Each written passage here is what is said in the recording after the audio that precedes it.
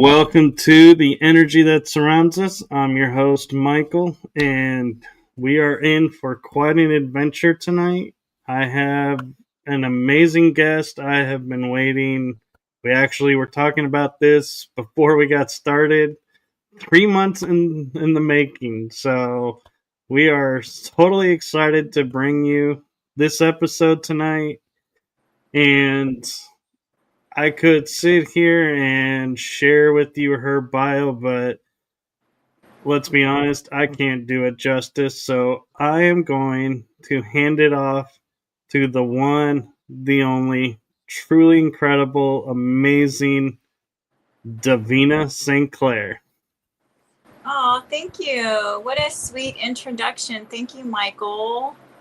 You're Um, welcome. well, I am honored to be on your show. You're the first person that has had me as a guest. And so it is kind of like a milestone. It's a special evening for me. So thank you very much. I appreciate it.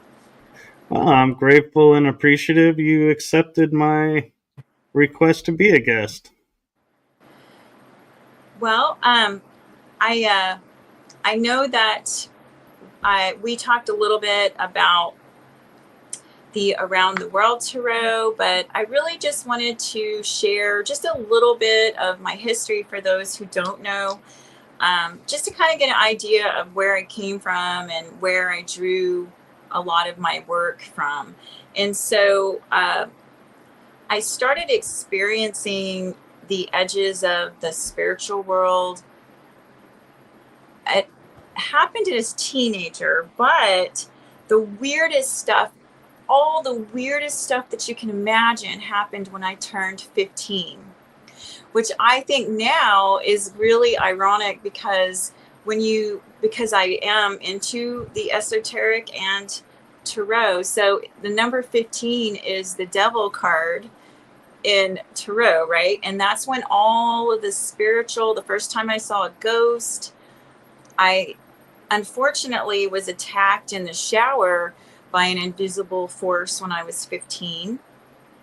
And I even had something that now looking back, at the time I didn't really register, but I actually got more information recently, and I feel like it might have been even extraterrestrial when I was 15, where I was almost abducted. Um, but yeah, so I'm like, well, I might want to bring out the devil card at some point, just because for some reason that number is significant.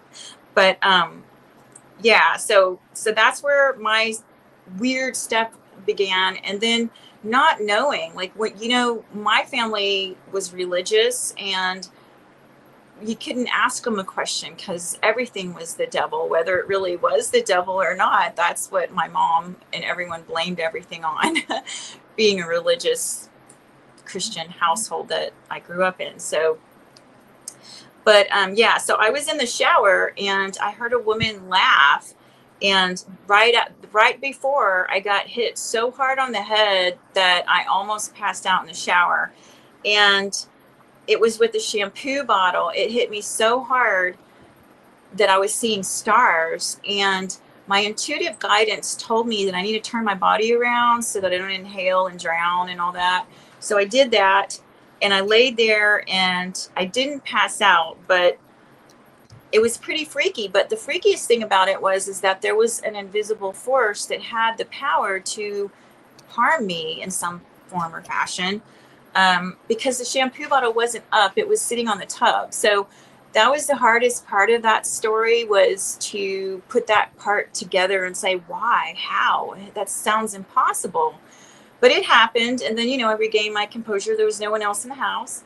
At the same time, when we were in that same house, we were having like a bunch of, like, I don't know what the right term is. I want to say maybe spirit or demonic or something was after, like, it's touching my sister's butt in her bed, and there was like a wolf sound all around me and light splashing. And around that same time, I was dreaming that something lifted me out of the bed, and I'm laying here horizontally, and I'm feeling it. I mean, I'm dreaming. I think I'm dreaming. And all of a sudden I start floating out of the room and I start floating down the hallway, and and it I woke up because I fell. So I was dreaming that I was floating and it felt really cool. It was a really cool dream. Little did I know that it was really happening, and I couldn't understand because I hit the floor so hard that my air got knocked out of me in the dining room when I woke up on my back flat, and I was disoriented, and I'm like, how the hell did I get here? I was just having a dream that I was floating, and then I'm like, that didn't happen. And you know how it is. It's like things you can't explain, but you don't forget it because it's too weird, right? So now I'm thinking, well, that might have been like some sort of attempted abduction, that because it was almost like I saw a laser or white light, in my dream. I don't know how that would work, but we hear about that kind of stuff, right? And then my son, I have a son that was had some alien, like blue, some kind of UFO thing landed, and they were calling him telepathically, and he got so scared that he ran into the house when he was a kid. So whatever that is, and then my grandfather, they would see big lights in the field. So there's like, I don't know, some families have weird things that happen to them, and I guess I was born into one of those weird families that have spiritual anomalies, or things you can't really explain happen, because it doesn't just happen to one generation, it happens to multiple generations. That's true, and I can attest to that a little bit as well. And so you're in good company with that one. Yeah, I'm sure you would know about those things yourself since you're interested in the paranormal. Yes, and since you mentioned the devil card, I was looking through your deck and actually finally found it. The And Mothman. the, these are amazing, actually. Oh, thank you. Well, they were all inspired by different stories and many experiences that I had. And I think it's funny, yeah, the devil card, like I never put it together until today. I was like, well, that's very strange. That's also, so I thought, well, maybe I just need to bring that out. And when I was creating the deck for the Around the World Tarot, really, I wanted to create something that's educational.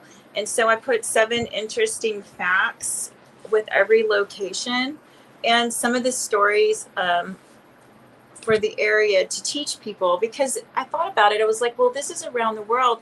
Do people in Australia or Africa or in other countries know about, myths that would be like here in America? For instance, West Virginia's Mothman, and the, what is it? I'm having a hard time here thinking about it, but they call him the wood booger. I can't think of it. Bigfoot. Do they know about our myths and our legends? And so I thought it would be really cool to match the esoteric understanding with a location or stories, just for an educational, to teach people about different places in the world. And so the devil, speaking of the devil, I thought, well, wouldn't it be the best, wouldn't it be cool to put, I'm sorry, I have a habit of saying, I'm trying to work on that. I have to cut that out. I edit my videos and I'm like, oh my gosh, how many times did I say that? So I'll try not to say that too many times.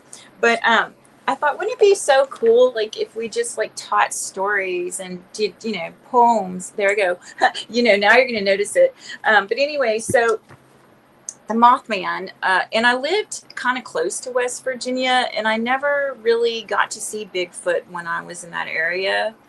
I kind of thought, well, if it existed, I wanted to see it, but now I don't really want to see that anymore. I'm not that brave, I don't think.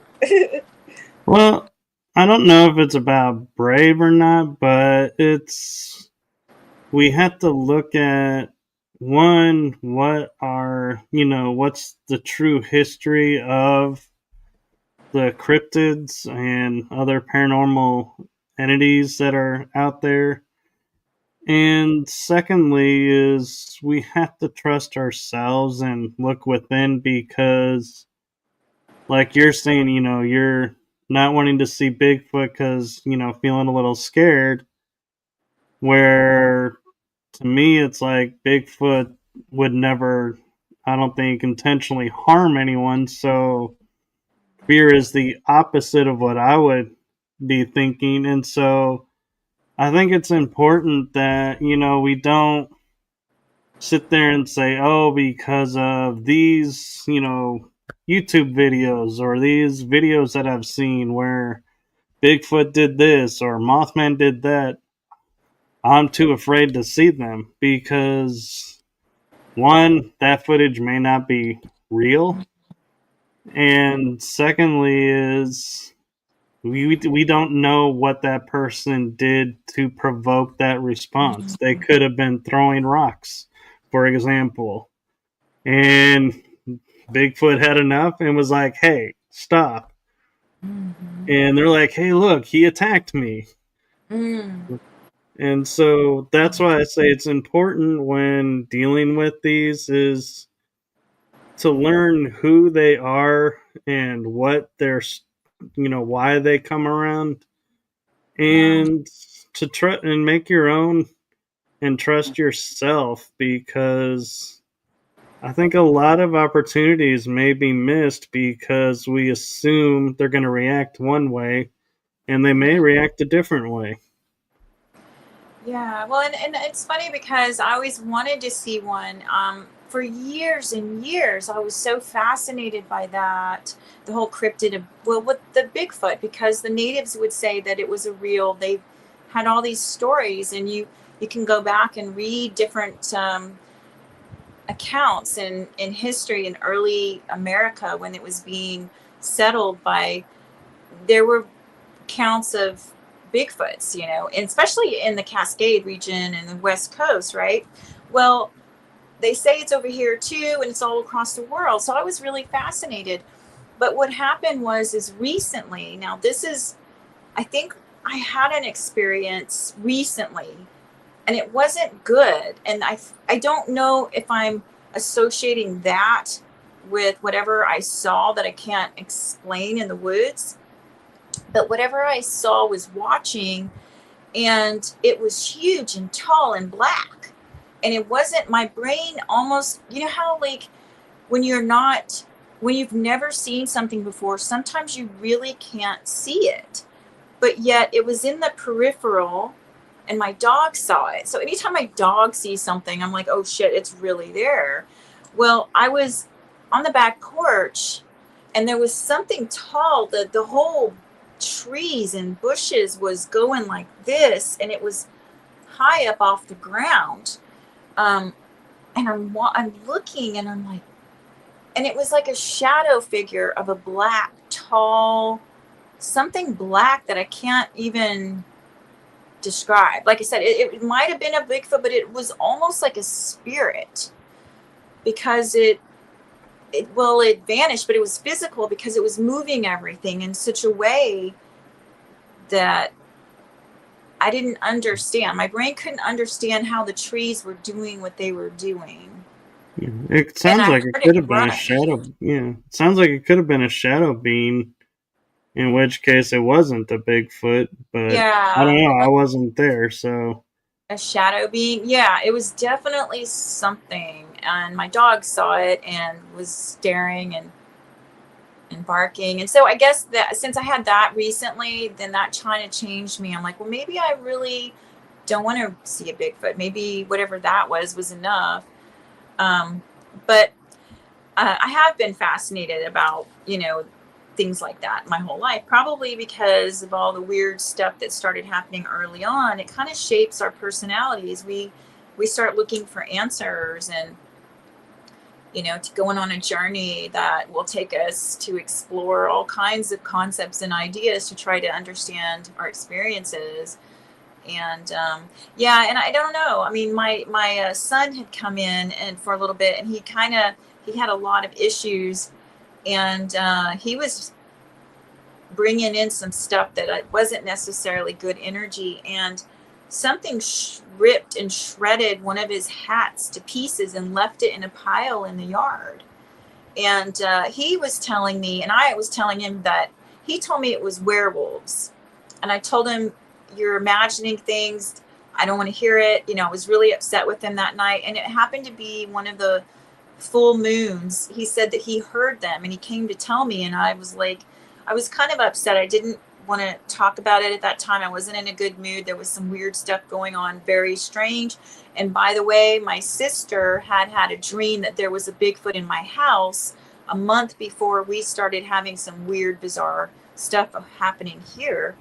And so he told me there was dogmen or werewolves outside, and he heard them howling at the moon, and it was the pink full moon, or it was one of those full moons. And then he had left his hat outside, and then I happened to find it. And of course, my daughter crocheted it, so I picked the hat up, and I had like a visual of something black, like a dark, like what I saw, I think, in the woods, to be honest, that spirit creature. And it didn't feel good. It didn't feel good.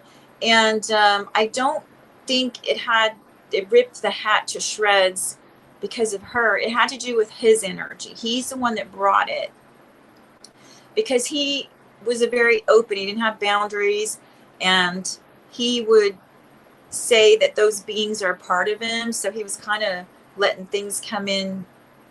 It wasn't good.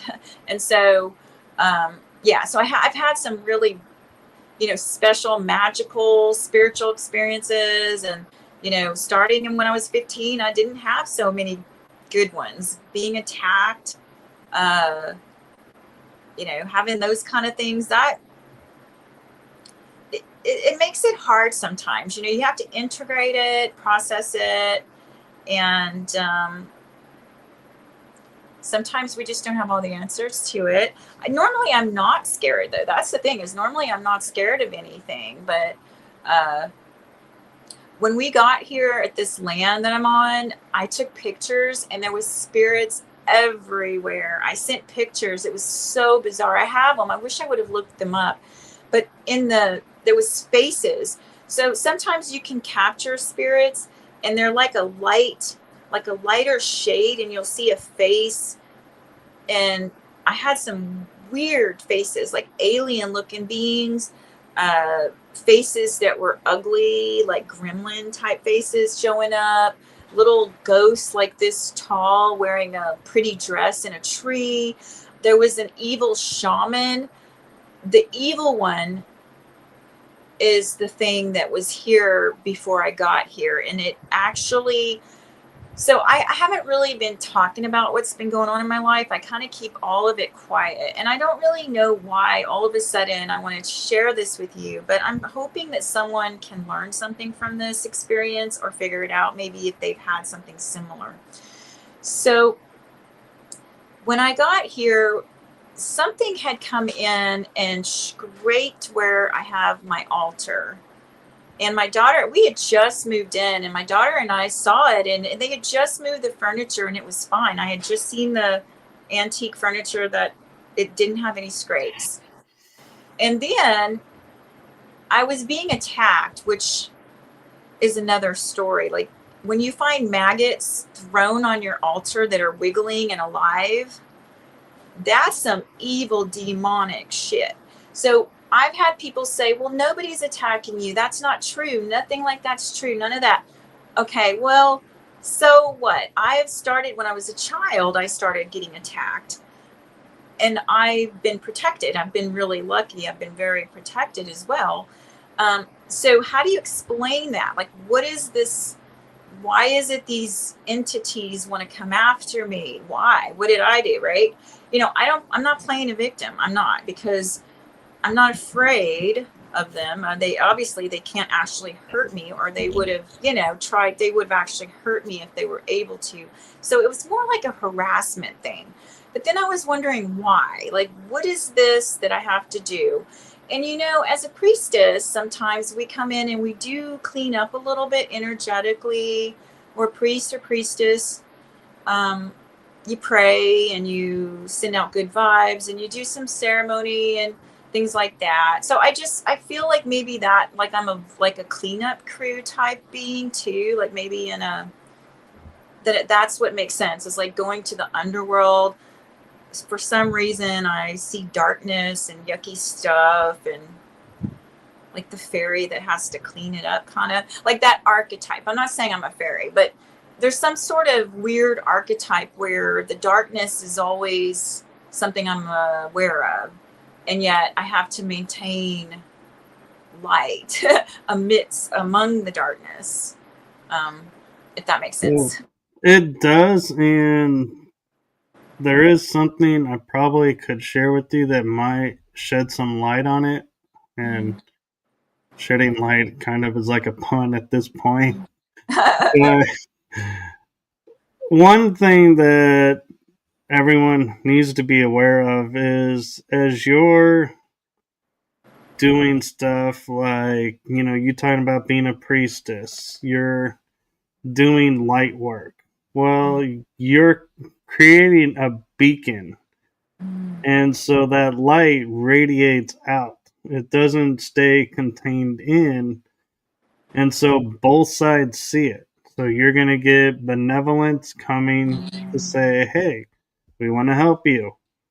Malevolence coming to say, hey, we want to use you. And that's the difference is one wants to use you, the other wants to aid you. And so if you don't put like protection and shielding around yourself and you just let your energy light just shine out, you're going to attract both sides.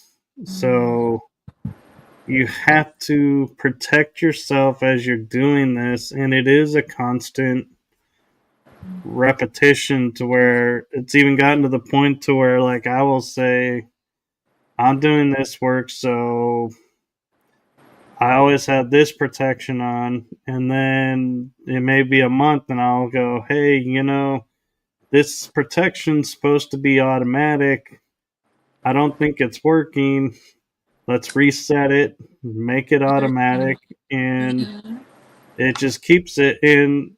Everything runs by intention. I'm sorry. So I'm sorry. Can you hear me? I can hear you. Okay, my phone battery, I thought it was charging, and so I was gonna, I'm so sorry. Let me turn my light back on. Oh no, Oh, I'm having technical difficulties. I'm sorry. Uh, okay, my phone, I have to charge it because, oh my gosh, where did it? I'm sorry. I apologize. I am getting it though. I'm plugging it in right this minute. Okay. oh no, you're. Oh, there we Okay. go. Can you see me? I can see you. You're a little bit in the dark though, because I can I see the know my queue. light, my computer. Okay, I'm sorry. I unplugged the wrong thing. Well, I cannot see without glasses, and I'm in the dark almost. Oh Lord, I guess. Hold on here. This is crazy. I did not. I've got to find. Okay, all I got to do. It's very simple. I apologize. I'm gonna plug my phone in because I got the message that it's about to be dead, the battery. All And right. that's when I unplugged my light by accident. So let me get this thing done here. I apologize. Oh no, you're Have you fine. ever had that happen? I Okay. have actually, where I thought Uh, something was plugged in and it wasn't, and it did die. I was like, on the wait. show, though. Have you ever had that Um, on the show? I haven't done it, but I have had guests be like, "Ooh, wait a minute, hold on," and have to Uh-huh. plug stuff in. Okay. All right. So we're okay. I got it. I got it. I got it. Okay. There it Oh. is. You're Oh, back. but isn't that funny though? We're talking about dark stuff, and then I'm all of a sudden I'm actually in the dark for real. Oh, I know. I love when I those didn't do that on synchronicities purpose for happen. effect or anything, though. I promise. It was just, it really was. I forgot to plug my phone in. No, it happens, and so synchronicities happen. So I've learned as a host, you just roll with it. But yeah, That and so does that make sense to you, or is that helpful to you? What I was mentioning? yes, the boundaries is important. And what was so wild about it was is that I knew there was something that was dark and malevolent on the property that we moved to here, because like I said, it attacked me spiritually speaking when it threw something on my altar that just made no sense whatsoever. uh, and that's gross. I mean, maggots, live maggots, that's pretty dark. Something sinister, that's not normal. That's very Mhm. strange. And there wasn't even flies in my house, so I know for a fact there were no flies in the house at all. It was one of those things you couldn't explain. So when it showed up in the picture, it was a shamanic looking dark entity though. It wasn't an entity of light. It was a dark, like a native. It had a animal skin over, and you could see it. And I sent the picture to family members, and my son was like, "Whoa, that place is overridden with spirits." Well, then what I ended up doing, like you said, is I ended up creating a cleansing barrier, because I realized at this point I need protection. I don't want this thing in my house anymore. So then I had to go put salt and just do a whole bunch. And like you said, you have to reinforce it sometimes. Um, I don't know why that is, but sometimes we do, especially if we're feeling it coming back, because it does go.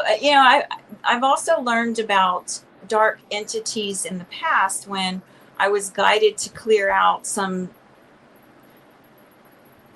entities from the attic that had settled into the house for a few years. I know it took me a few years, but they ended up attacking my daughter when she was a baby. And that's a black cloud. There was like a black cloud floating down and she screamed. And I went in the room, and she had blood. They scratched her arm. It was a smoke cloud, a black cloud. And they screeched. I couldn't believe it. I was like, why would a spirit attack a baby? And I got so angry, and I yelled out at it, and then I took her arm and I put her under the running water to clean it. And so after that, I had to really pray and get guidance from my higher, guides, shamanistic teachers, whoever it is I work with, and instructions on how to get rid of this thing that showed itself as Voldemort with possum teeth. And it's really interesting because this Voldemort thing, so there was a bunch of them. So this was in Dallas Fort Worth, by the way. We moved into a house that had someone had died, and he came to live back in it. But my one of my sons was a dark magician. I don't want him. Well, I don't want to give any names, but one of my sons was a dark magician in another life, and he willed a picture to life that had a demonic that was bald with Voldemort teeth. So he invited this spirit into our house in Colleyville, Texas, where we lived. And I didn't know what to do, so we ignored it. I mean, we all knew there was something that would come and go in the house. But I didn't know what to do. And so the thing that occurred to me is when they attacked my daughter, I was like, okay, they got to go. So I had to call in, Jesus and all those spirits, the masters and angels, to help me work this out, to get these things out for good. And so I had this gigantic crystal, and I got the idea to use this crystal because crystals amplify energy. And well, I went through this whole process. This was probably the first time that I had to encounter demons. And I went through this process. You have to cleanse yourself first. You got to go through a whole prayer. You got to prepare your mind. It's like, it was almost like a 24-hour, it was a whole day thing. I didn't take it lightly, a prayer and, cleansing stuff. And so I was shown what to do, kind of like, you know, how they command them to leave and stuff like that. Well, I knew where they were. They were up in they came down from like the attic game room area, and they were like several levels up. So I went to address them, and I told them they had to leave. And there was the game room window, and they went out that window, and I heard it growling like an animal.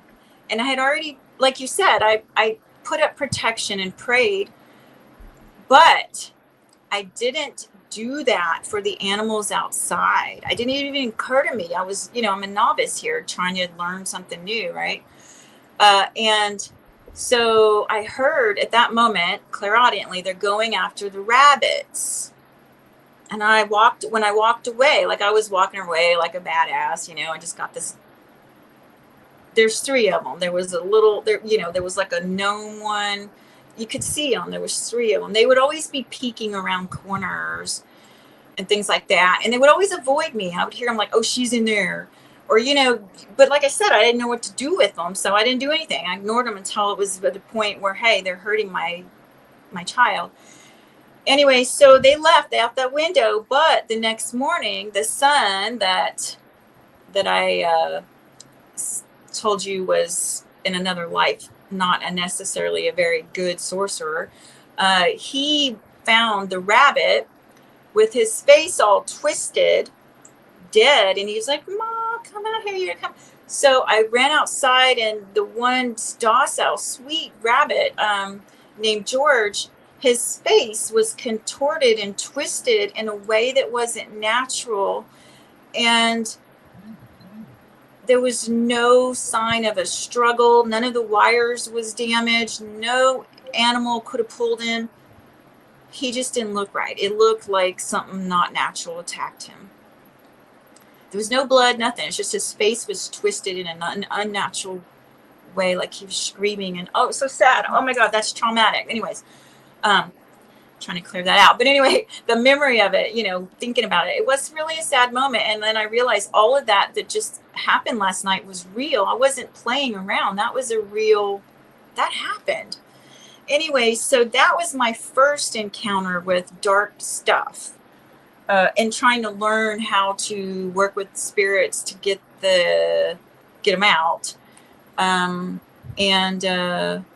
Yeah, but it's always something, because you come back and it's like a new level, like you're somewhere else now. You got to learn something else, and but I don't want to do that anymore. I never asked to do that. That's the thing. But it just came, you know, from the time I was 15, the first time I saw that spirit staring at me in a house, and he told me, "I don't want you here." And he was evil. He was an evil one, like his eyes, he was looking at me. So then that traumatized me at 15, the first time I was babysitting some kids. And my mom told me that there was spirits all in that house, because she worked there, and she saw the Santa Claus typing one day by itself. There was nothing there, but the Santa Claus was typing on a typewriter that they had displayed. And she would see a little, like a shadow following the little girl who had a witch doll. And I didn't think about any of my mom's stories until that night. I was babysitting these 2 kids, and I was sitting on the sofa, and all of a sudden I could feel something staring at me, and I'm looking, and I look at their basset hound, and the dog didn't act like anything. And I thought, oh, well, maybe it's just my imagination, because it was the first time I ever saw a spirit in my life. I was 15.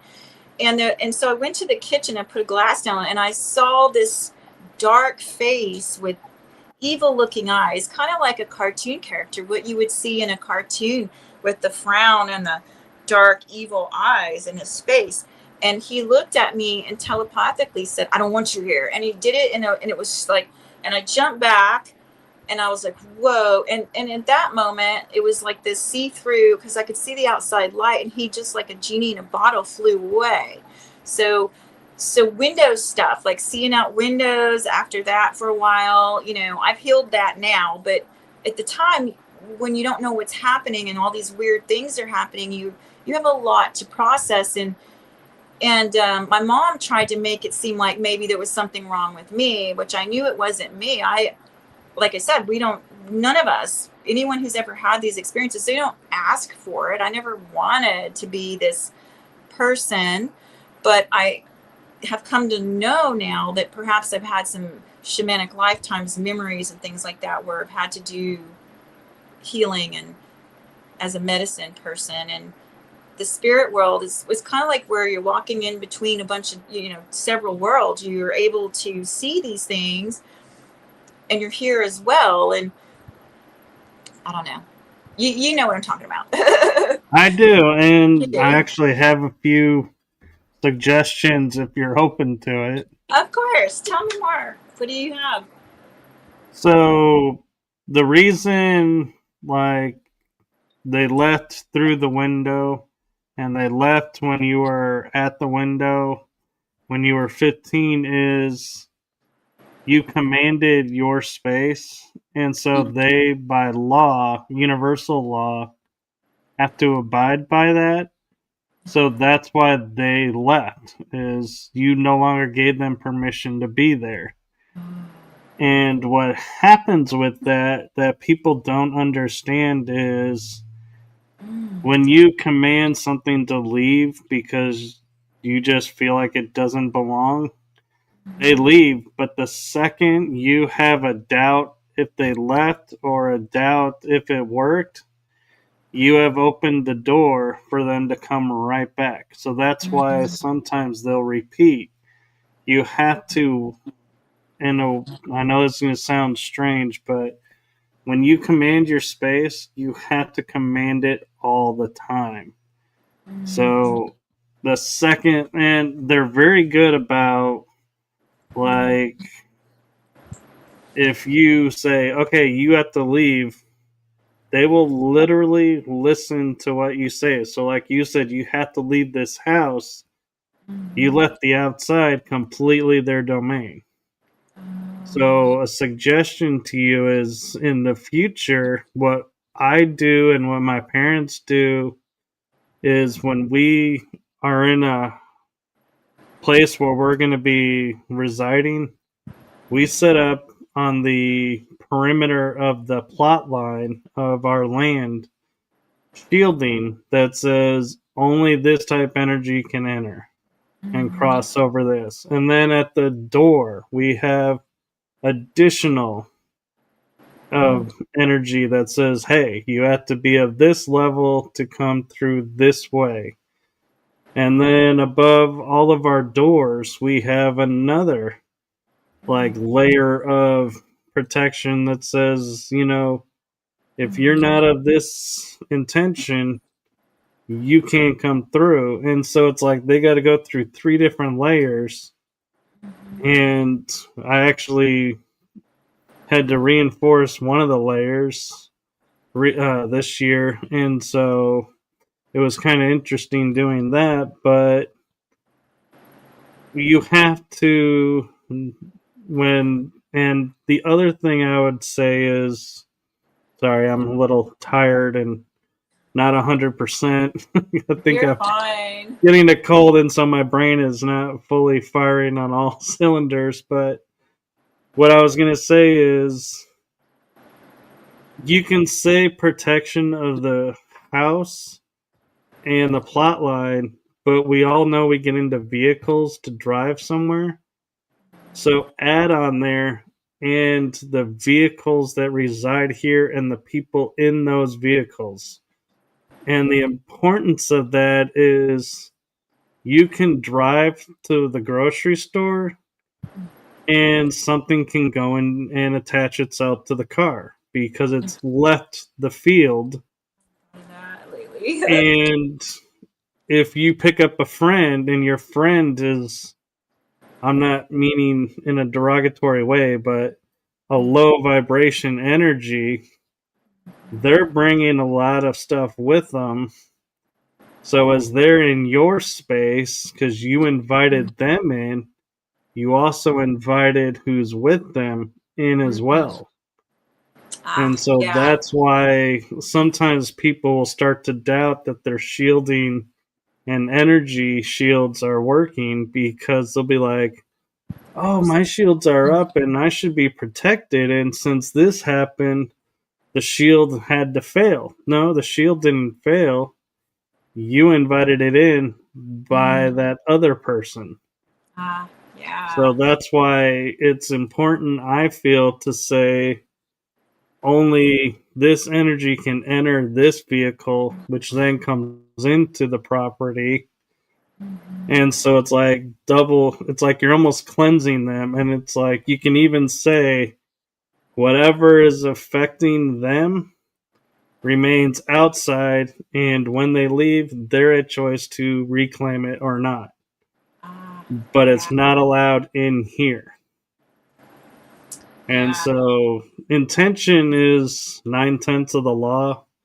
And so you got to watch and see, if things are starting to happen, like, if what's going on the property there. A question is, did somebody that's not always there come onto the property, and did you invite them in? Because chances are you might have invited something in you didn't know. And so you got to be mindful and just watch what's happening, to see, so you don't start to question, am I really doing this work? Am I really, doing this, or is it an illusion? Because that's the trick that they play. Yeah, that's a good point, that you're bringing that up, because I think a lot of times we do forget our vehicles, and that's really important too, is to make sure your vehicle is protected, and um, you don't have, that's so funny. I recently thought about that, so I put something in my vehicle. So it's interesting that you're bringing that up. Yeah, well, this thing, what happened is that being back in Texas, uh, laughed at me and told me that sage is temporary, and that they come back as soon as they would leave, but they would always come back. And I remember it taunting me and laughing and saying sage doesn't work. And they didn't come back after that day. They were gone. They were gone for good, but they left the mark. They killed a rabbit of mine, my pet, innocent rabbit. But yeah, and that's what you said was really good to know. So I'm glad that you mentioned that. So thank you about the when you said commanding it to leave, they have to.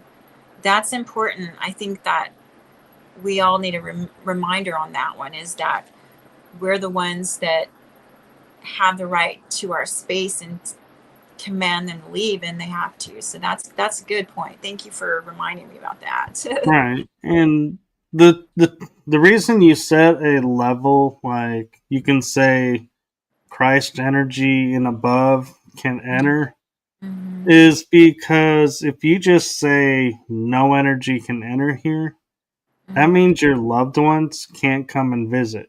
You have blocked the house from everyone. You've isolated yourself from everything. So if you say, like, you have to be like white light or higher, then you're allowing family to come in. Any being that's considered white light and above can come in, and you can, even if you want to be more specific, say, benevolent energies are allowed in. But you have to be careful, because the second you start judging energy is when energies can fool you, because it may be, you may be picking up a child and being like, oh, hey, here's a little kid. Yeah, kids are benevolent. Yeah, come on in, kid. Come and talk. And it's not a kid. And so they can trick you by portraying the image of. So you have to trust and know your senses of, if you sense you're looking at a kid but something's off, it's best to leave it outside. But if you're sensing benevolence and you're sensing a kid, then chances are it's a kid. Now, are you psychic? Because what you're saying actually happened after that. They tried to come back in his form of a boy. And I had read at that point, I had read, you can ask a spirit 3 times, are you of the light? And they can't lie. They have to tell you, you got 3 times. And so I did that, and it was not, they were trying to come back because they knew that there was a ghost that had lived there named, well, I almost don't want to say, because he was a real person. When he died, he came back into the house that he grew up when he was 12.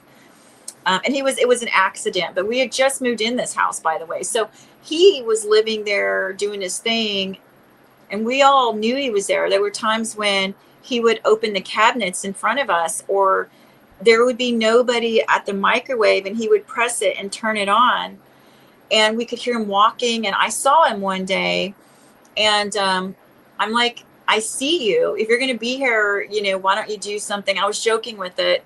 And he would look like my son. So he was hiding in our home. Everybody would be like, oh, did you just see such and such pass by? And I'm like, yeah, I just saw him pass by. And he was always like half. Like part of his body, the front top part was materialized, and then he didn't have all his legs were a little bit invisible. And I asked him, I'm like, why are you showing up as my son? We all know, I found a picture in the game room of him, what he really looked like. He had dark hair, and my son at the time had dyed his hair blonde. So he was walking around looking exactly like my son. So he could be under the radar, because you can look like anything in the spirit world. You can take on anybody, right, and look like what you want. And so I had this relationship, sort of. It was the first time I ever kind of sort of had a dialogue with a spirit that lived in a house for a while. We just left him alone. He left us alone. And one day I came home and caught him. I had just, anyways. So what happened is I had helped him when he was ready. I'd done a whole thing where we were going to help him go to the light, and I called in, the angels and all that. And so I thought he was gone. So then these other beings were living up there too, simultaneously in the same house.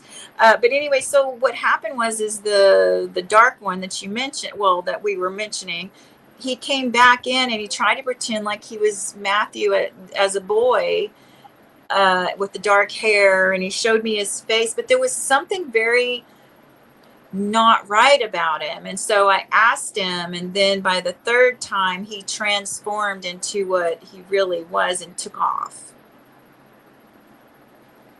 Yeah. I forgot about that until you mentioned like a kid, and then that must have needed to get brought up for somebody to know that that's could be, like you said. And the importance of it is everyone is different. And so for you, saying it 3 times, brings the truth. That's your intention. That's the universe acknowledges that and responds accordingly.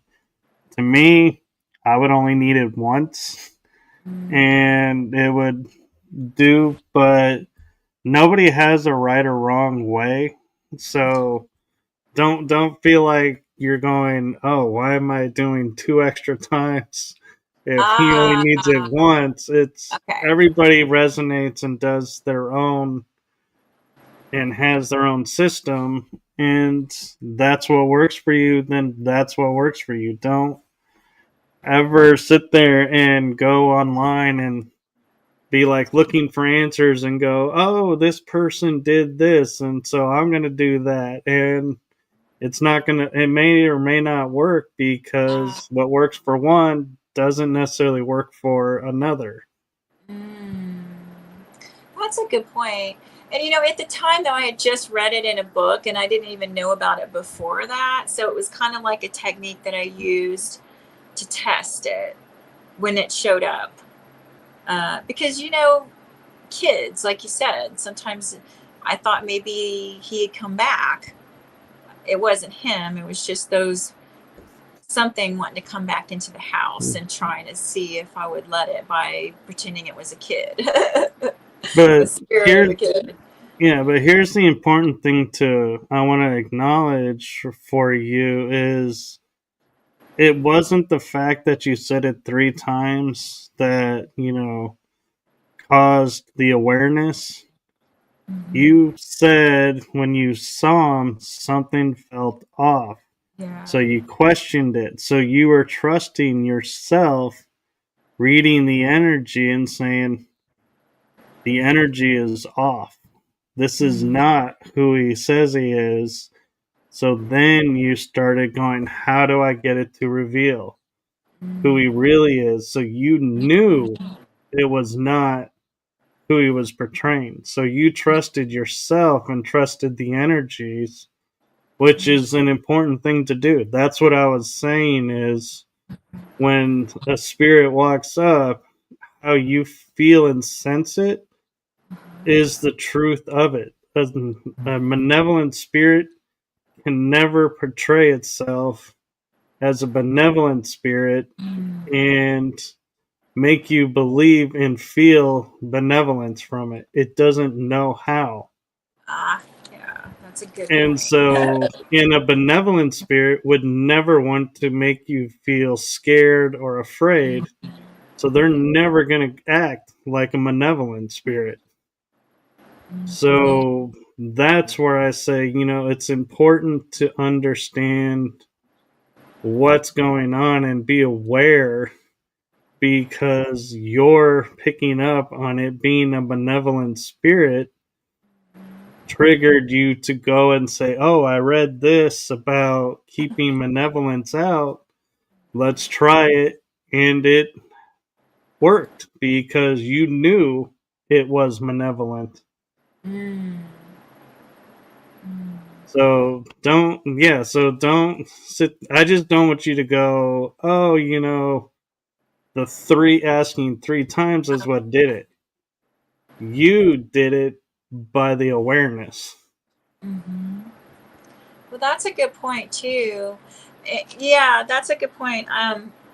Now, since then, though, I don't really deal with spirits too much, which is funny because that's how we started this whole conversation. Is like, well, I started this way, and there was a time where I was interested in ghost hunters. I used to watch this show years and years ago, and then I got to a point where I don't even care about stuff like that anymore. I'm not interested in ghosts and stuff like that because I already went through all that. And so sometimes it just comes back around later on, like now, like recently I went through in the last few months that whole thing where I saw that something and had what I felt like was an encroachment into my sacred space. And so I had to redo all of that again. I had to revisit that again. And, yeah, so I mean, you just never know. I feel like I'm going to be a forever student. I'm always learning We and are. curious. So, We are forever students. yeah. And I would encourage you to, if you haven't, look at extending the protection to the whole property line. And because the reason I say the property line is because if you have neighbors on, like, say, all 4 sides of you, you can't do anything about their space. That's their space. You can only do something about your space. So you want to protect your space as much as possible. So the way I look at it is one plot corner to the other plot corner, create the square. That is your sanctuary. View it that way, and you put up as much an overkill protection over it. And because this is your safe place, this is where you're supposed to be safe from everything.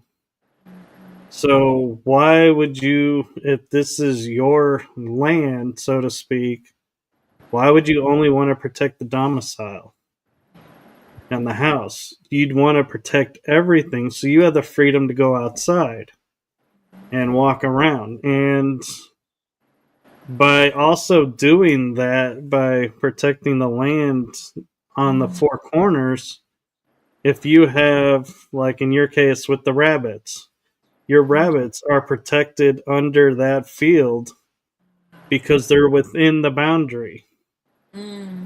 That's a And good so point. if you have a dog that likes to go running around outside, they're protected by the field because I would assume you have a fence around the perimeter so they're not running in other people's yards. So, in essence, by doing the four corners of the land, you're protecting everything within it. And if ever anything says sage doesn't work on me,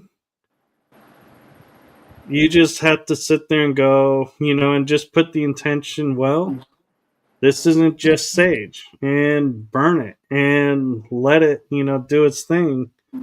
But if you sit there and go, oh, you said sage doesn't work, so I'm not going to burn this sage, you've given power to him. That's a good point. Yeah, it was like he laughed and they left though. They had to leave. They would leave, but they would always come back at that point. Right, This was before, because yeah, yeah, before they left because for by good. you believing that the sage doesn't work, they had doorways back in so they could come Ah, back and forth, I see. and they would That's test to see, are you going to, defend the property, or are you going to buy into the fear, get afraid, and boom, they're in. that makes a lot of sense. See, I didn't even put that together until just now. That's why yeah. I mean, I would still do it because I would see them leave and it clears the air and you can feel the difference energetically. But he was like, oh, that doesn't work, long term. And they would always come back. So maybe that's why, because what you just said, and I wasn't aware of that until just now. Yeah. They So like thank to you. plant Wow. doubt.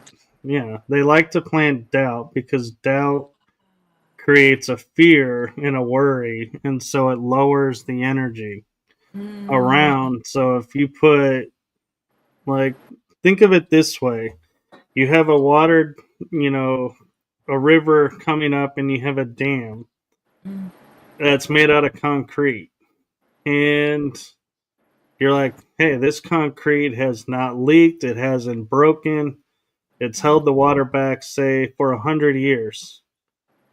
And then somebody walks up and goes, oh, that concrete's 100 years old. Oh, I bet it's starting to crack on the other side and it's going to start to leak. And you go, oh my God, you might be right. And what starts happening? Water starts dripping through and cracks start to form. And all of a suddenly, then another person comes and says, oh, you have leaks here. This is going to fail. And you're like, oh, no, no, it's not going to fail, but I got to fix those cracks. Well, because you're now saying because of the cracks, it's going to fail, it fails. mm, Now, was the concrete weak? No. But your belief that it was broke it. mm. And so that's where you have to be mindful and not let doubts in. And if in the next, if I look at the same example and say, here's 100-year-old concrete holding a river back, and someone says, oh, I bet it's cracked on the other side, and you go, well, even if it is, it's been holding for 100 years, and it's going to hold another 100 years. It's going to hold because you have put new belief in that it will hold. And so your intention and belief is more powerful than what is physically in front of us. That's interesting. Yeah. haven't thought of it that way. Yeah, I wanted to share a little bit about the devil card just because we're in this topic in my book here, and just to basically, I have to put my glasses on or I won't be able to see. So let's see here. Um, so what I did was, I don't know if you can see it, but I put a Mothman, like this story where they're in the woods Right. and fog, and I created this Well, creature, here. and there's Here's the a card, so they can see the card here. yeah, and so there's a boy looking at his parents, and what this stands for is the messenger from the underworld. And it's kind of interesting because their son is watching him from like a TV screen, and I put that in as kind of like a subtle. The TV screen kind of stands for society's programming as well, which is really, really big on fear. The media loves to sensationalize and hype up everything that's negative, right? Right. And so it's breaking free from the chains of our own making, basically. And I mean, that could be like toxic relationships, environment, unhealthy living situations. But it requires a willingness to look at our own inner demons and clear it out, clear it out. Kind of what we're talking about. Standing in sovereignty, I suppose, and readjusting our energetic field and putting up barriers around us, I guess. But a lot of times, basically, it stands for addictions too. The devil card is where people succumb to the lower world's desires.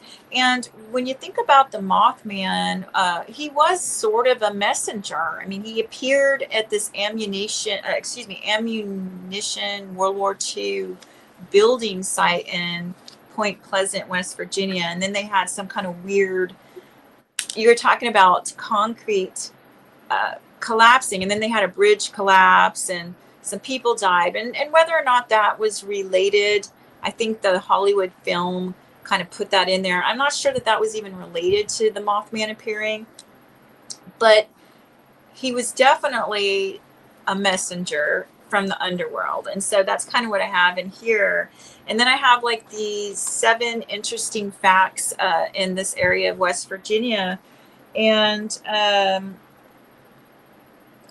there was, so West Virginia's cryptids, they go beyond the Mothman. For those who don't know, there was the Flatwood Monster in 1952. There were, and this is something that I wrote, and I put the where I got the information in the back of the book. But they said 7 Braxton County residents on Saturday reported seeing a 10-foot Frankenstein-like monster in the hills above Flatwoods, and so that happened too. So there's just something weird with woods, cryptids, which, by the way, like I said, I've never been afraid of that kind of stuff. It just so happens that recently I've had some events where I don't really want any of that in my field anymore.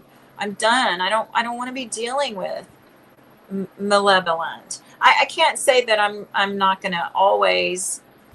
I mean, is it possible where we don't have to have these experiences for learning once we get the lesson? Or, I mean, I don't know, but I do believe that there is, like you said, there's this something about light that it's going to attract the shadow and duality, the good and the dark.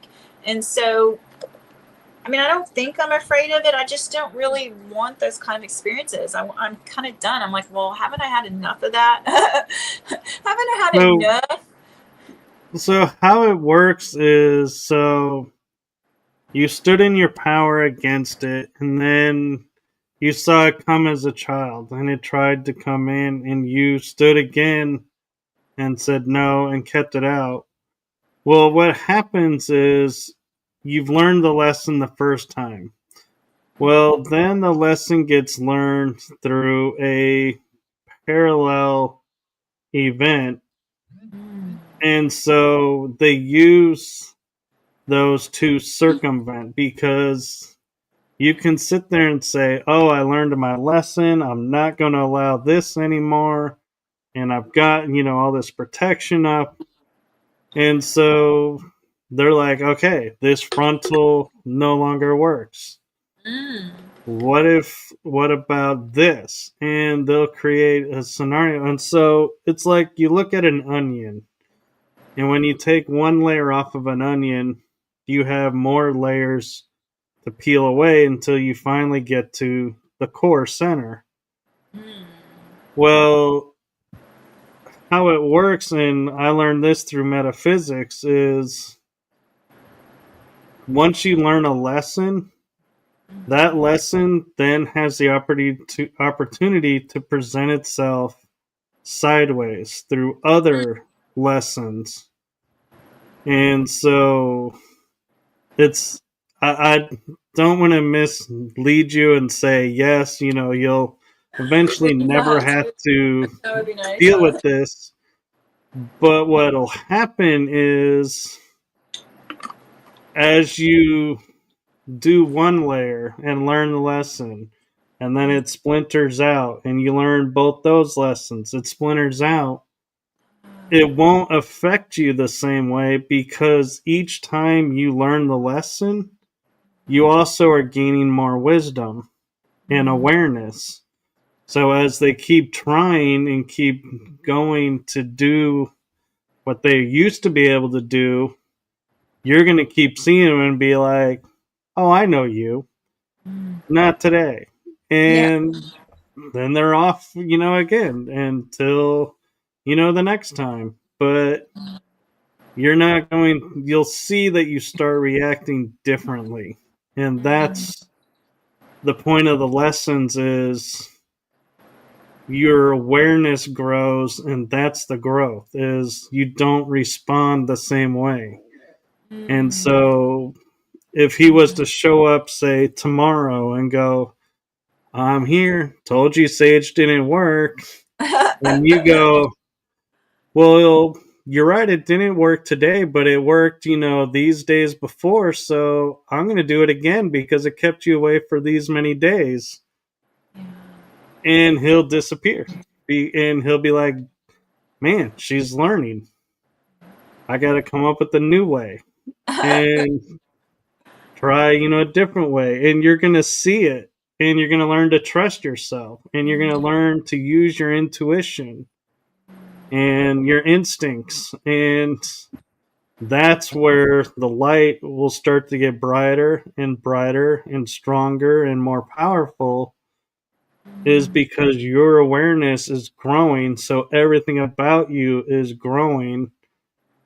And they're going to eventually give up, in essence, because you're not going to play, and they're going to know you're not going to play, and they're not going to be able to get into your house, or your land. So they're going to be like, hey, we could do this for an eon, but I actually got better things to do because there's a kid down the street who's just like she was when she started at 15. Let's go, there. And they'll move on. Now, other entities, may come in the meantime. So the key is don't ever let your guard down because you're like, oh, they gave up and they're gone. You're right. I don't feel them. So always keep your guard up, but don't. What I mean by that is keep your awareness up.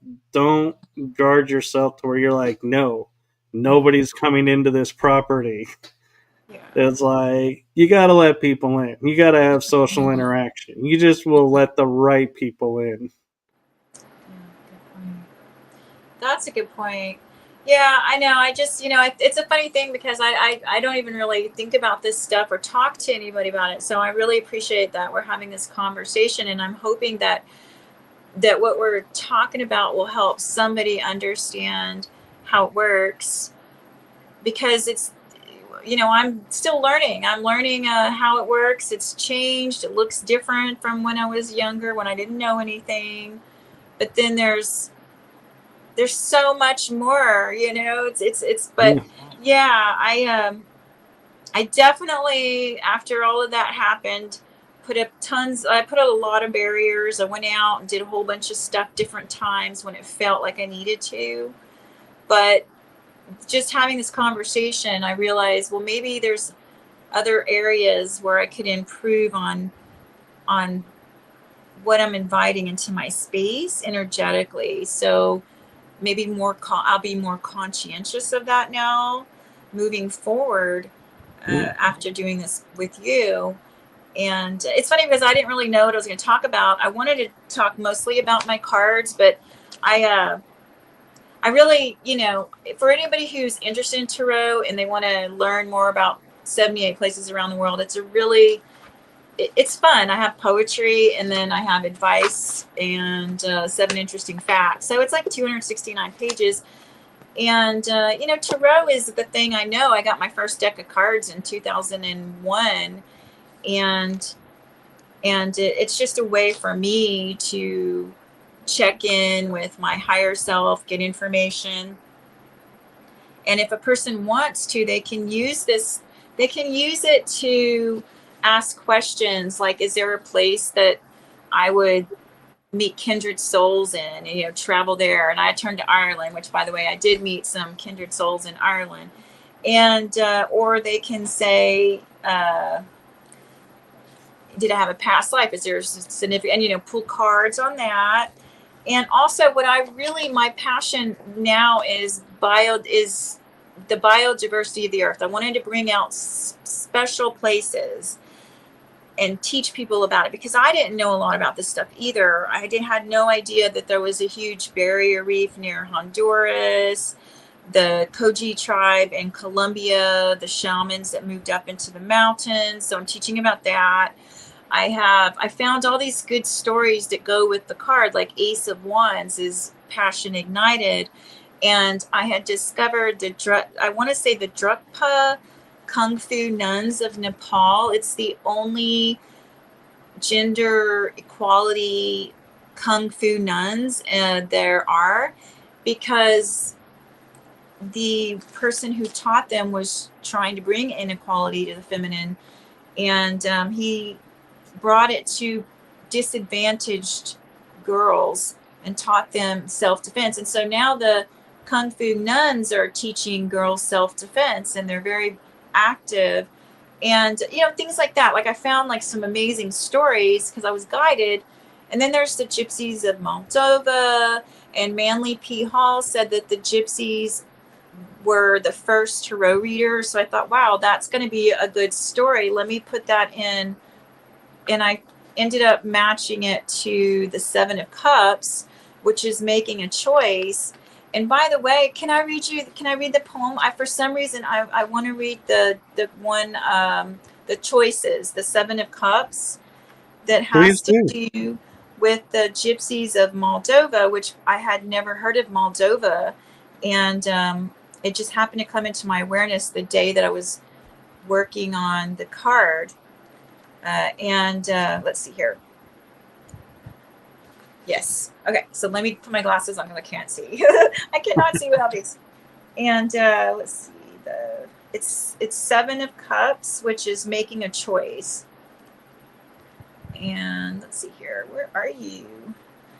Oh my God. And my 7 of Swords, you know how well, you may not know this, but I used to be very politically opinionated, and now I put it into my art. So I have lots of codes for the 7 of Swords, which is deception. I have the politician in the Eye of Sauron watching the surveillance and all that, and lots of codes in that one. But here we go. Where's the 7 of Cups? Okay, I think I found it. Here we go. So it's called a Gypsy's Wish. And as I was saying, Manly P. Hall brought that out, that they were the first. And they're also, when they call them black blood, that is a compliment. That means the purest black blood, black blood gypsies, because what would happen is they would only marry in their ethnic group, so they're highly psychic. But this one is, I hope I can read properly. I ended up coming down with a cold, so I have a really bad sore throat, and I am out of it.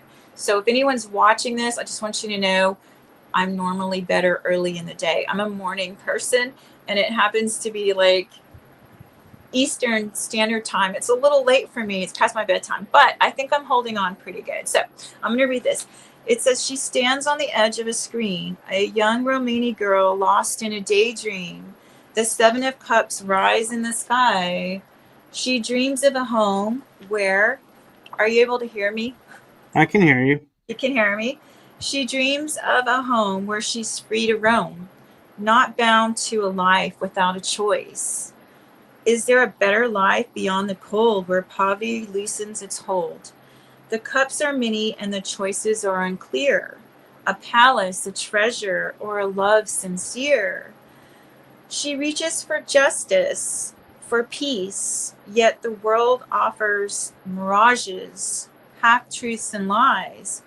They call her gypsy, with voices unkind, a label that chains her with a word to confine. She knows the magic that lives in her soul. No cage can contain the wisdom of gold. Her wish is simple. She wishes for a good life as she releases her wish and then prays for a world where she is free. A wish for a life without hunger or despair, where dignity's voice will listen and care. To be more than a shadow or someone's disdain, and to dance in the light, free from the pain. The Seven of Cups is a trickster's delight, but she chooses truth, although it hides from plain sight.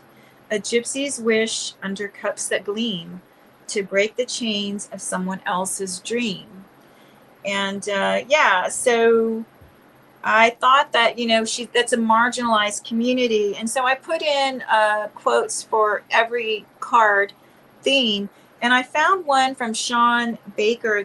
He's an American director. And he said that if more stories are told about marginalized communities, subcultures, and minorities, the less marginalized they will be. So I put in this whole global, it has places I had never heard of, Lord Howe Island, King of Cups. I put in Telluride. I put some, places like even Jerusalem, which this was before the war. Well, actually, I think it was, excuse me, I just hit my face. Like I said, I'm a little out of it, but hey, I'm trying to do the best I can today. I even put this one in, and I had to change it because I put it in and I thought, well, what if this offends someone? You know how we have to be politically correct. So I took out the Twilight Zone out of the poem. But this one, he's looking at horizons for the Two of Wands, and I put a message in the bottle on the earth. So he's kind of looking at, normally the Two of Wands, they're planning and they've got the world in their hands and everything, and they're about to go on an adventure. And so that's kind of where he is. He's ready to leave the city of Jerusalem, and go broaden his horizons on the world stage. And and I love, I love different cultures. There's the Kogi. I don't know if it's Kogi or Koji. I think it's Kogi, but I might be wrong. And Japan, and just, I have a lot of interesting stories and people. And then I chose Monet. Monet's Garden was one for inspiration for the Page of Cups. Let's see. Shakespeare. Oh my gosh. Page of Swords is Shakespeare. And so I have a lot. So I don't know. I love to research. I love to read, and I love history. So I got to put all this, my interest in megalithic stories, the giants, all this stuff that I'm interested in, including, the cryptid stories and stuff like that. All my life experiences and things I'm interested in, I put in there, and it's educational. I think once people actually know about it, they're gonna like it. They're gonna really enjoy it because I do. I really, depending on what I'm in the mood for. If I just want to read the poem, or just, I think it's gonna be. And also, I was gonna say that I was going to, for the first 15 people that purchase the tarot book and deck, I'll sign the book for them. So, and I'm choosing 15 based on the number 15, the devil card. I have to overcome the devil, right? But I don't know. And 6, 5 plus 1 is 6. That's my life path number, which is, I think, harmony, balance. things like that. And community, building community is one of those things that I was interested in doing with my company and business. And it's been over 10 years and I'm finally learning how to do that. When I started out, I didn't have a clue how to run a business. I just wanted to have fun. And so there's so much more to it than that. If you're going to have a successful business, everyone knows that. But when I started, I was more of the creative. And so I had to go kind of reverse it and put the foundation and all of that. And so now I'm relaunching my travel and retreat business to focus on sustainability, bringing people together in communities that are interested in permaculture, perhaps, or eco-friendly travel. There are beautiful places that are more eco-friendly than the I mean, you can look it up there, and that's what I've done. So for Sardinia, that's the Isle of Giants. There's a lot of hidden history there. It's kind of interesting because I had read about where the locals had dug up giant skulls and bones. I want to say 12 feet it was either between 7 and 12 feet giants. And they had called in some authorities. They came and took those bones and they never saw them again. And it was hush hush.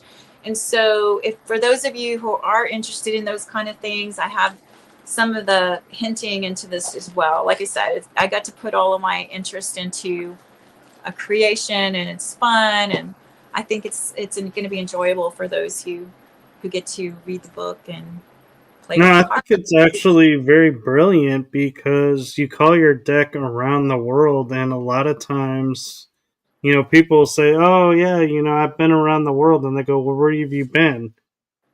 To North America and Europe, and it's like that's not the world. The world is everywhere. So I really like how you took and gave a voice to the world in the tarot. And I was looking at some of the cards, like, Paris is in there. I saw Paris, and I seen other places and different cultures, and it's like everyone has a voice, it seems like, in the deck. And I think it's brilliant. And I also love how you took and added facts about what the images are about and the region and what it is, because you're right. Like, if you were to ask me something about New Zealand, I could maybe name 5 things. And it's only because I haven't been drawn to New Zealand recently. But, there's all these places all over the world that we have all these experiences and can share with, but nobody knows who to talk to about. And so it's almost like you're creating the icebreaker of, by reading the book, you can go somewhere and go, "Oh, do you know about this?" And they'll be like, "Oh, wow, you know that? Oh, let me tell you some more." And, It's and so I love how you did that. Well, thank you, Michael. And it's funny that you say that because I have a friend who lives in Canada and she was on the West Coast and she had never even heard, which I hadn't either. Like I said, when I did this, I had no idea how much I was going to learn from this project because I haven't heard of a lot of these places myself. And she actually lives in Canada and never heard of the Great Bear Rainforest, which is the largest temperate rainforest, coastal rainforest in the world, and it's in British Columbia. And I never heard of it. Have you heard of the Great Bear Rainforest? I have, actually. You And have? Okay, I well, actually was in the rainforest in Alaska. so yeah, okay. And so I, stumbled on it. I didn't know about it. And we were on a shore excursion just exploring the town. And Mhm. one of the locals said, "Oh, there's a rainforest up here." And we're like, "No, the rainforests are in the tropics. They're down south." And they go, Mhm. "No, we have a rainforest." And sure enough, we found it and walked through it. And we were Oh, like, you were there. So you've been "Wow." to Great Bear. Did you see a white bear? They have the spirit bears there. Did you Um, get to view we didn't one? see any bears there, but we were in the Alaska part. We Oh, didn't travel into the British Columbia part. okay. The closest I've been to that area would be Victoria Island and Vancouver. Well, that's cool because yeah, a lot of see that's the thing is a lot of people don't know about these amazing magical places with all this rich nature and I didn't even realize it goes up into Alaska. So you just taught me something there that I didn't even know. But I just thought it was really interesting because I didn't know about Madagascar either, and that was interesting. My King of Swords is in Madagascar, and they don't have access to education the way a lot of the way we do, right? It's a So, large island east of oh Africa that's completely isolated. yeah, they need books, they need teachers, and they just don't have. And so what I put was a King of Swords, which we all know he's a smart, and so he's the king, and he is about education and pursuing reading and for his people. So that was kind of, I mean, obviously there's no king of Madagascar, but he's an archetype. And so I ended up placing him there just to teach about the island there. And you know how they have that cute little jumping creature that was in a cartoon, and how the Lemur. animals, yeah, the lemurs, they're so adorable and they're endangered. So I got to write about that and the interesting facts. And I also learned about the freshwater dolphin that's in Bangladesh, in between Myanmar and Bangladesh. And I never heard of it, the Irrawaddy dolphin. And I feel like a lot of people may not know in our world unless they travel to that part of the world, Bangladesh, Myanmar, that there are 300 as of 2024. I believe there was just like a little around 300 dolphins left in the wild river freshwater, and they're so beautiful and cute. Dolphins are so intelligent, and so I just wanted people to learn and bring, like you said, bring people together around the world. Because and then there's the chocolate hills and the Boho province and Philippines, and there's just magical places on our planet. And then too, diversity. I feel like people who are prejudiced though might not like my deck or might be triggered by archetypes. It just depends. Everyone's different, but I don't think my deck will be for everyone. And maybe not everybody wants to know everything or 7 interesting facts about certain places. But I think it's really fun for those who are inquisitive to learn and remember. Because with fun things, you remember. That's when we were kids. We play and so on. And Right. I thought that would be with cards. I feel like it's easy to learn things because you're not really studying it, you're just kind of playing with it, and so hopefully people will enjoy it. So I'm just so happy that you had me though to share with you, and I learned a lot. Actually, I had no idea I was going to talk so much about the spirit world, but I do believe that's something people need to know how it works. And the fact that you're talking about it, you helped me see a few things that I wasn't even aware of. So I appreciate that, Michael. You're Thank you. welcome. And one last thing I'll leave with you with my metaphysical awareness and 47 years of being a student of it and still learning is you have to look at words and realize words are labels and symbolically what they could represent. And we talked a lot about the devil. And so when you look at the word devil, it has evil in it. Well, what's Mm, evil? Well, evil is the opposite of live. If mm. you reverse it, it's live. So if you're living, you don't have to fear the devil. But if you're not living, then you're falling into the low energies of the evil or Mm. malevolence, and who's in there is the devil. And the other thing with that is evil, you add the word D, you get devil. So if evil is the opposite of living, what's the devil? The opposite of lived. Hmm. So if you haven't lived, you're embodying that aspect. Wow. I hadn't thought of that. I always, for me now, I just want to call it like the adversary because there is an adversary, right? But Right. lived, I never put that together. Devil in, I've never done that. That's cool how you change the words and, oh my gosh, that's wild. Huh. It took me a long time. I didn't learn that. And, I grew up metaphysics by choice, and I didn't have the dogma of religion to That's good. contest with. And so I think it was like in my 30s when I realized and really looked at that, and somebody like pointed out to me, like in tarot we say, the 10 of swords. Well, what is swords? Well, you move the S to the end and it becomes words. It's a Mm. communication. And I was like, oh, and that's when all of a sudden I started noticing words. And Mm. my favorite word is impossible. I love when people tell me, oh, that's impossible.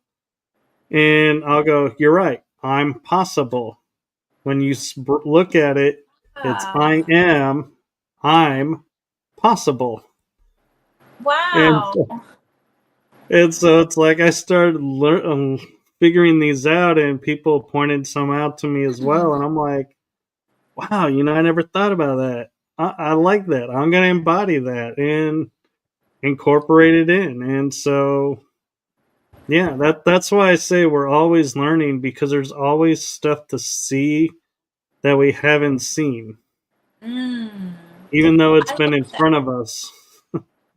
I love that. What you just on pause. Yeah, no, I just learned something new again. Thank you.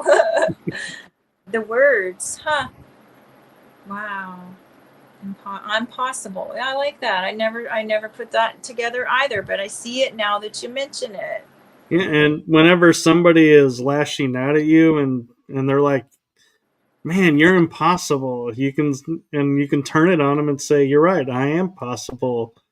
You can see that they will be like stunned for a moment or a few seconds, because they're like, "Wait, I just insulted you, and you're not taking it that way. What's going on here?" And it'll throw them into a tizzy, and it's like, you're feeling positive and good, but they're in confusion because they're like, why didn't it work? Ah, well, what do you say to someone who tells you you're too much? I've heard that from people several times in my life that I'm too much. What would I say for that? I've been told that too, and I just say, I'm sorry, I'm just me. That's Okay, all I can be, is just me. too much. And so, and I realize it's not for everyone. Is the full Mm. extent of it, of what I say is, yeah, like I'll be like, well, I am, all I can be is me, and this is authentically me, and yeah, it's not for everyone, and sorry, if it's not for you. And that way, it's like I'm honoring them where they are. I'm not putting them down, and I'm honoring I am who I am, and I'm not going to change myself to be in that situation. So it's, Mm. to me, the most loving way to like end stuff is to be like, yeah, I'm sorry, I'm not, you know, authentically where you're at. I have to be my authentic self, just like you have to be your authentic self. Well, that's good. Yeah, I was just wondering if there was like a play on words. I don't know. I thought, Oh, if what do there you is, say? I haven't come across it yet, Yeah, but that's fine. No, that's fine. I love that though. I love what you were saying, as I had never done that before with the swords and words. And no, that's really interesting. I might start playing with it a little more now that I'm aware that you brought it to my awareness. So, well, cool. And wow, we're actually an hour and 36 minutes in. Um, wow. do you want to let people know, since you offered, about the book and the deck, where they can find them? Sure. Yeah. Okay. So right now I do have two websites. I have I don't know how to do WordPress. I've taught myself how to do Wix, which is the Earth Goddess Rising website where I have the tours that's going to be announced. I'm preparing those now, so I should have those announced. Let's see, probably within the next month, October, have that up on my website. I'm a solo person right now. I don't have a way to hire help just yet, so I'm doing everything on my own, which I don't like. I would love to have a team, but I'm not there yet. So that's a little slow, but I'm going to have all the tours on the website probably in the next 6 weeks for sure, for relaunching in 2026, just for the summer. Because I am a mother and I have a child in school, so I really will only be doing the tours for the 3 months of the summer. And then my tarot deck, which is also really cool because we're going to be going to some of the sites that's in here, just a few sites that are in here. And you can buy that on my website, DevinaSt or EarthGoddessRising.com, either one, and that comes directly from me. The book is available on Amazon. It's a little bit pricier there. It's better to get the whole set from me, but you can buy the book separate. It's not like you can't do that. But it would be, let's see, I think it's cheaper to buy the book through me than it is on Amazon. I'm not sure. I'll have to look at that. But yeah, that's where you can get it if you're interested. And I think I need to get you the book though. Did I don't think I didn't get to send you the book because I just got 2 copies right now, and I have to order them in bulk and then mail it out. Right, I'm learning that process too, being an author now. Oh yeah, that's right. I did see that.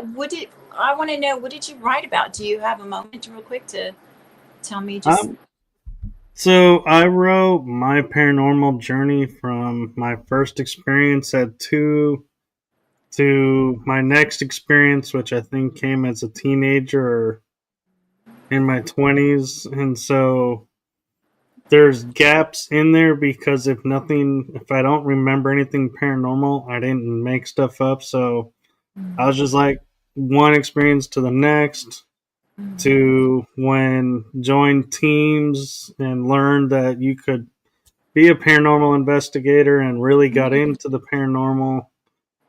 And so it's my journey of discovering the paranormal world and how it unfolded. And at the end of it, I even go as far as to how, like, this show came about and its origin story. And so all, the podcasts that I'm on and the paranormal are their origin stories in there. And so it's my journey and it's my experiences, and I kind of share what impact certain locations had on me, what experiences I had there, and then I give a little bit of input of, yeah, if you're going to do equipment, here's my suggestion about it from my experience.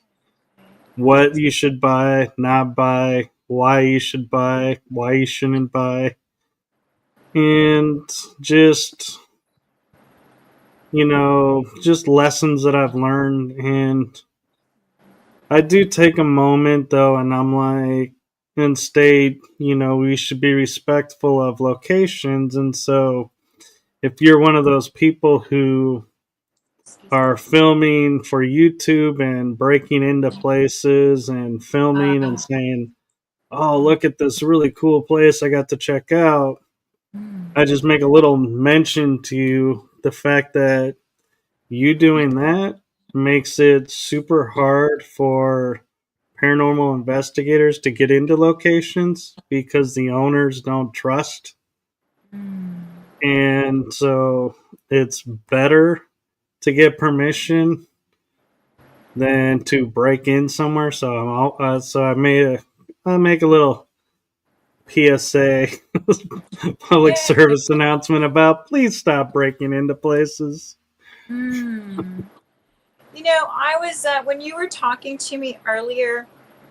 Sometimes when people are talking, like I'll start seeing them different.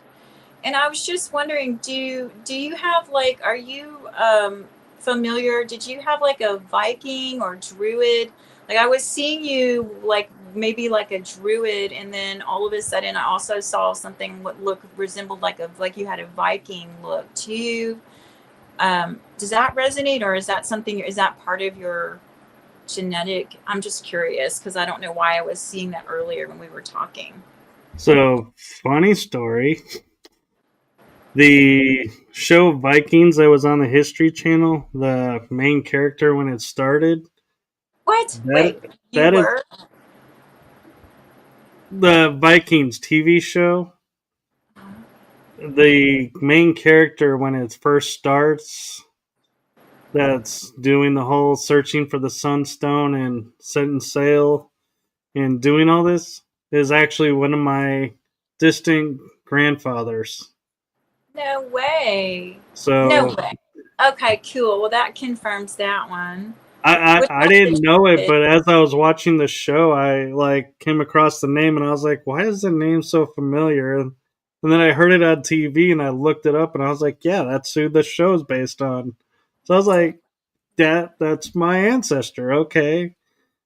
And the druid part, I have past life memory of being with Merlin, so that could be Mm. where that's coming from in connection to the land. Oh, that's so cool. That's so awesome. Yeah, that's what I was seeing when we were talking earlier.